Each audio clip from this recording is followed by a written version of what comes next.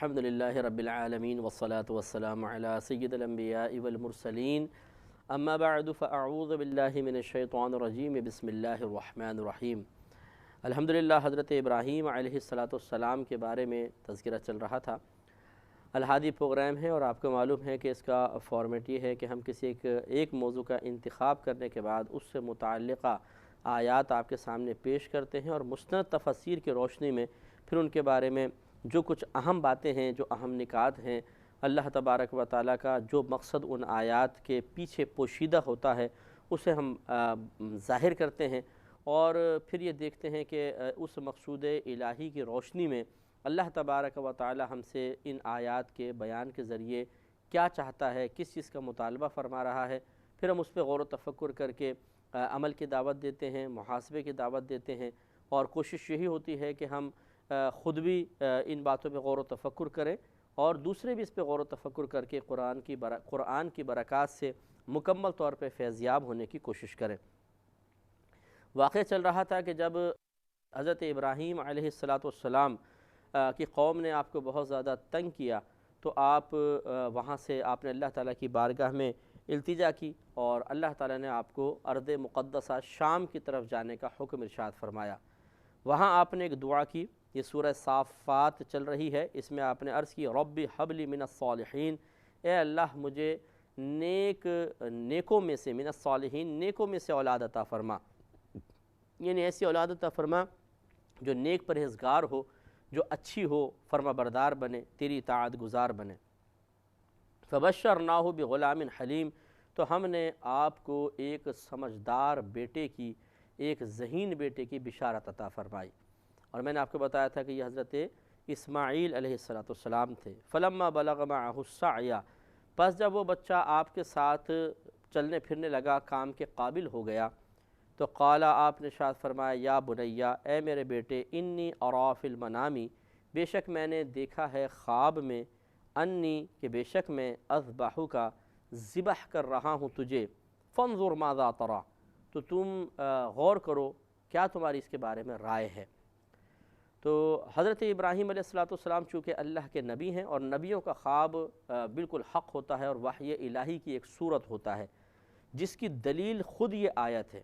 ایسا نہیں کہ ہم نے قاعدہ بنا لیا اور پھر ہم نے نتیجہ خود اپنے پاس سے مرتب کر رہے ہیں، بلکہ یہ اس آیت کریمہ سے بھی یہ ثابت ہے کہ انبیاء علیہ السلام کے خواب وحی الہی کی صورت ہوتے ہیں، اس لیے کہ جب حضرت ابراہیم علیہ السلام کو خواب میں کہا گیا کہ آپ اپنے بیٹے کو ذبح کریں تو معاذ اللہ ثم معاذ اللہ ایسا نہیں ہوا کہ صبح اٹھ کے آپ نے لا حول ولا قوت پڑھی ہو کہ یہ کیسا ہو سکتا ہے، شاید شیطانی خواب تھا، اپنے ہی بیٹے کو میں، زندہ بیٹے کو، جوان بیٹے کو، مسلمان بیٹے کو اپنے ہاتھوں سے ذبح کروں، یہ کیسے ہو سکتا ہے۔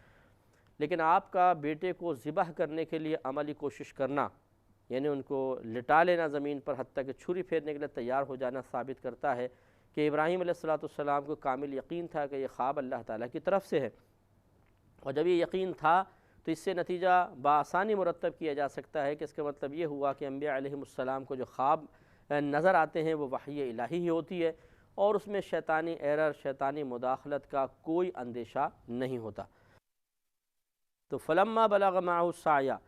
پس جب وہ بچہ جوان ہو گیا، اب یہ دیکھیے اللہ تعالیٰ کی طرف سے آزمائش در آزمائش۔ میں نے آپ کو عرض کیا تھا کہ جتنا کوئی اللہ تعالیٰ کی بارگاہ میں مقرب ہوتا ہے اسے اللہ تعالیٰ اتنی ہی زیادہ آزمائش میں مبتلا کرتا ہے۔ اب ابراہیم علیہ السلام کی آپ آزمائش دیکھیں کہ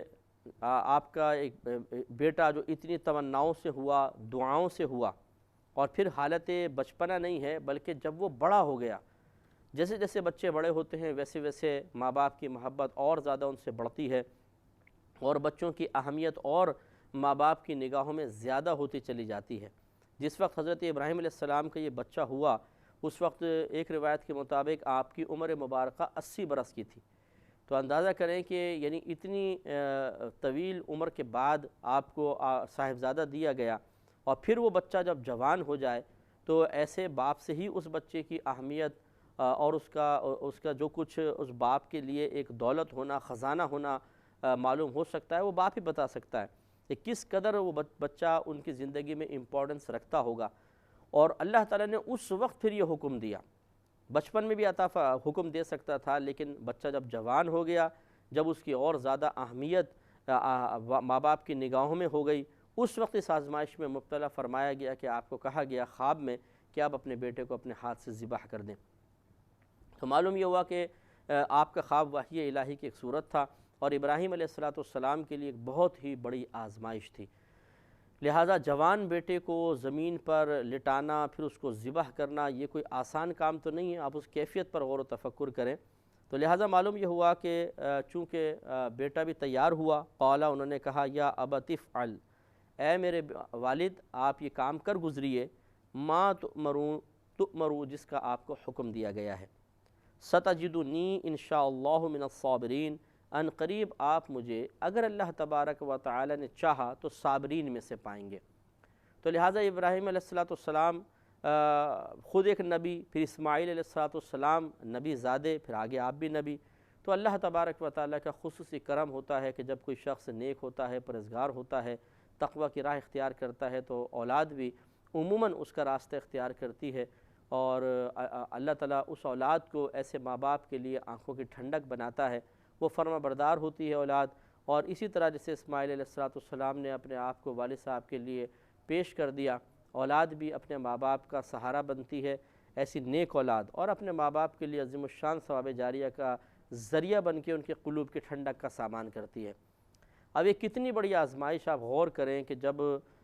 باپ نے بیٹے سے کہا کہ میں تمہیں ذبح کرنا چاہتا ہوں، اللہ تعالیٰ نے یہ حکم ارشاد فرمایا ہے، بیٹے نے جواب میں بالکل یہ نہیں کہا کہ ابا جان آپ کیا کہہ رہے ہیں، میں ذبح ہوں گا، چھری میری گردن پہ چلے گی، یہ کیسے ممکن ہے اور کس طریقے سے ہو سکتا ہے؟ نہیں۔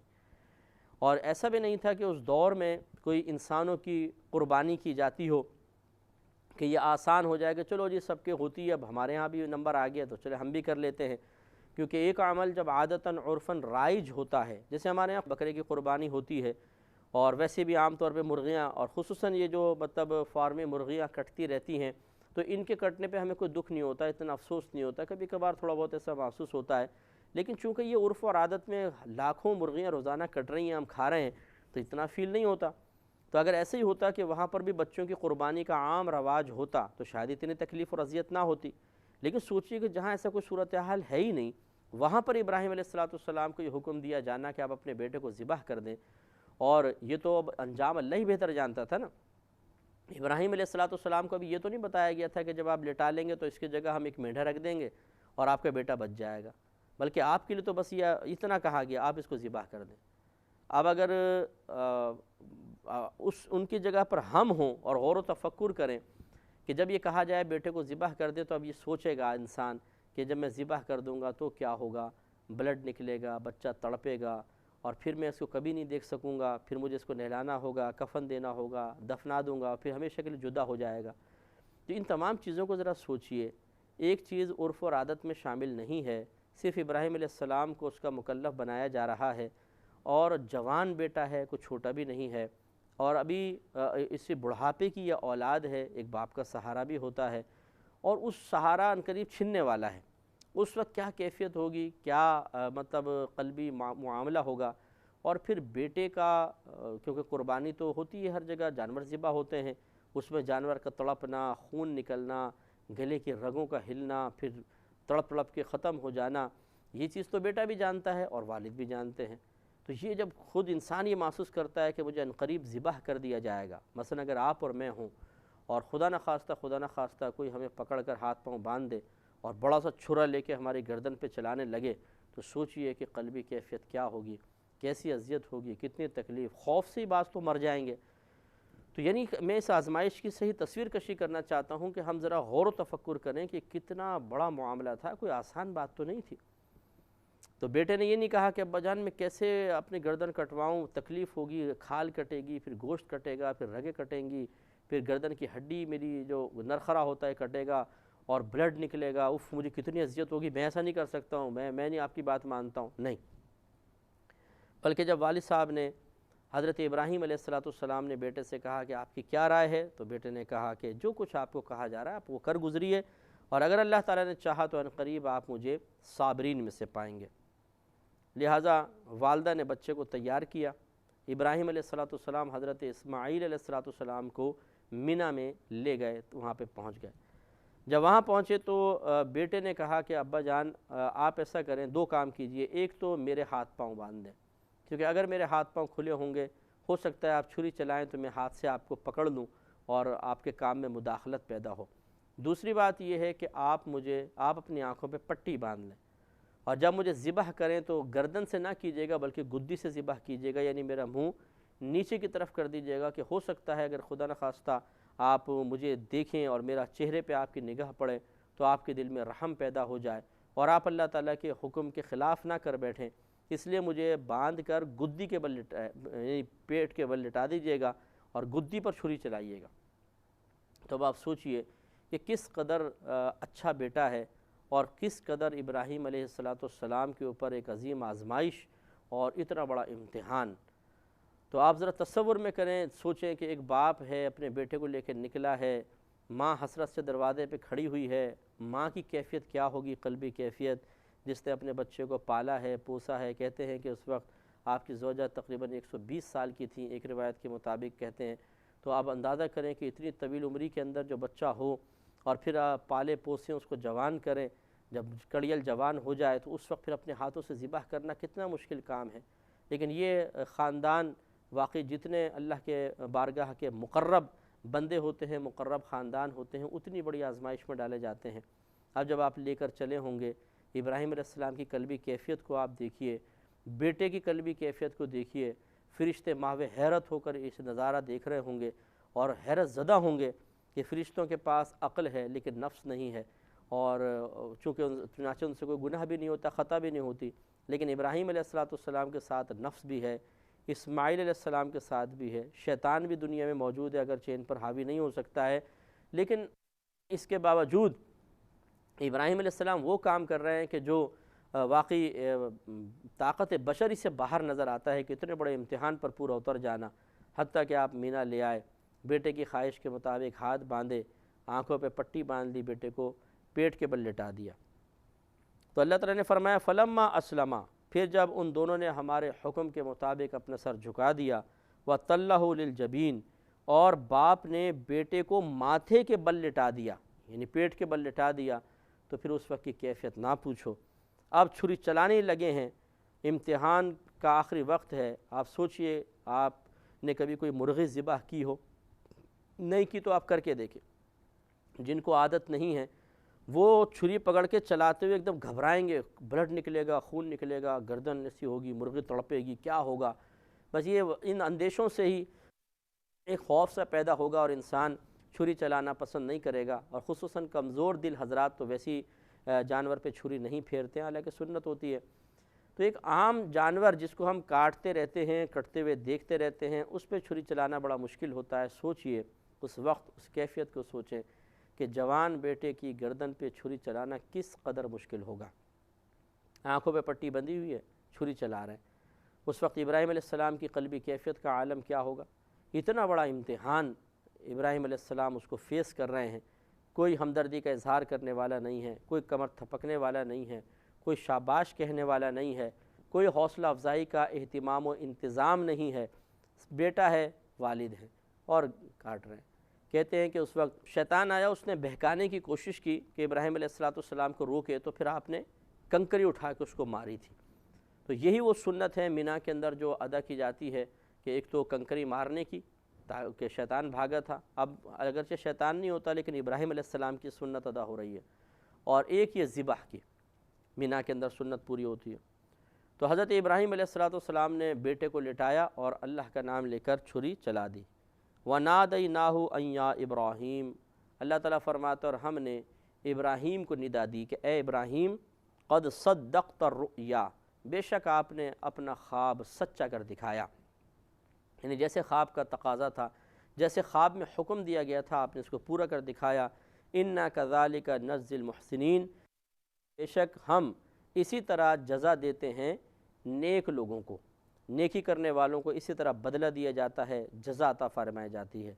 یعنی کیسی جزا عطا فرمائی جاتی ہے اس کا آگے انشاءاللہ ذکر ہوتا ہے۔ اِنَّا هَذَا، بے شک یہ، لَهُوَ الْبَلَاءُ الْمُبِينُ، ضرور ایک واضح امتحان تھا، بہت بڑا امتحان تھا، ایک واضح امتحان تھا جس پہ ابراہیم علیہ السلام پورے اترے۔ لہذا جب آپ نے جیسی چھری چلائی تو اللہ تعالیٰ فرماتا ہے وَفَدَيْنَاهُ بِذِبْحٍ عَظِيمٍ، اور ہم نے ایک بڑا ذبیحہ اس کے فدیے میں دے کر بچے کو، لڑکے کو بچا لیا۔ یعنی جیسے ابراہیم علیہ السلام نے چھری چلائی تو اللہ تعالیٰ کے حکم سے جبریل امین نے اسماعیل علیہ السلام کو ہٹا دیا، اور ایک مینڈھا، جنتی مینڈھا آپ کے سامنے آ گیا۔ آپ کو تو بس ایسے ایک دم احساس سا ہوا ہوگا کہ یہ کیا، یہ ذرا نرم شاید لگا ہو کیونکہ سر بدل گیا ہوگا، جسم پہ ہاتھ رکھا ہے تو وہ بدل گیا ہوگا بہرحال، لیکن آپ نے چھری چلائی، آنکھ کھولی تو دیکھا کہ سامنے تو مینڈھا پڑا ہوا ہے۔ تو اس وقت حضرت ابراہیم علیہ السلام کی قلبی کیفیت کیا ہوگی آپ سوچئے کہ جس وقت آپ نے مینڈھے کو دیکھا کہ اللہ تعالیٰ نے مجھے امتحان پہ پورا اترنے کی توفیق عطا فرمائی۔ ایک تو یہ خوشی، دوسرا بیٹے کے بچ جانے کی خوشی، کس قدر مطلب مسرت اور شادمانی ہوگی۔ وَتَرَكْنَا عَلَيْهِ فِي الْآخِرِينَ، اور ہم نے بعد میں آنے والوں میں آپ کی تعریف کو باقی رکھا۔ تو آج تک ہم ابراہیم علیہ السلام کے واقعات بیان کرتے ہیں اور آپ کی تعریف کرتے ہیں۔ سلام علی ابراہیم،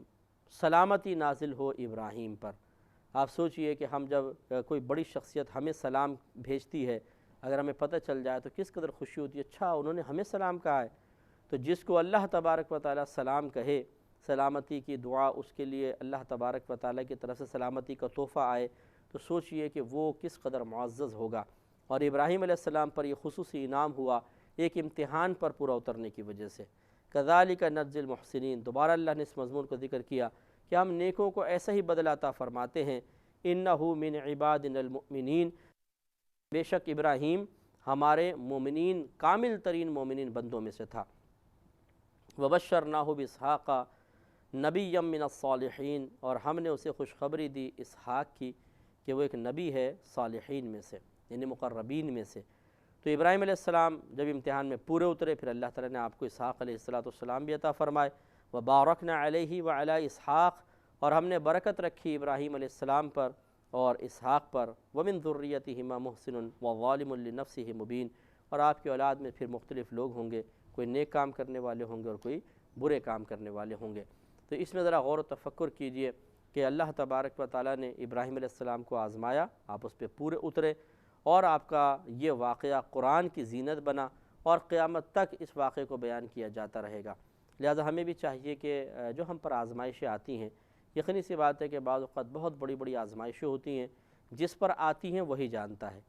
جو ان پریشانیوں کو فیس کر رہا ہوتا ہے، یقیناً اس کی اذیت اور تکلیف وہی اچھی طرح جانتا ہے۔